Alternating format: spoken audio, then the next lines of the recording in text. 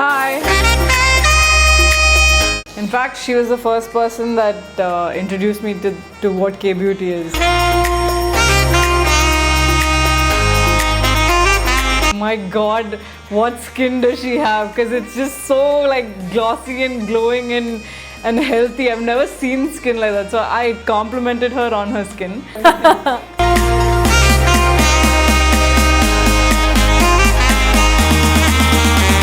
I mean, my only goal is to work with as many talented directors as I can. So I have ridiculously sensitive skin. It breaks out very, very easily. And to give you background, like when I had all of these issues, she sort of recommended a whole bunch of stuff to me, and that really, really worked.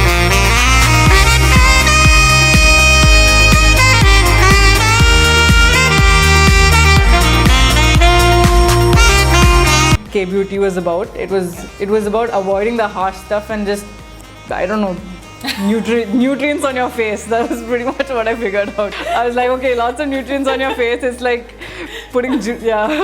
And this gets rid of makeup as well, right? Yes, perfect. makeup.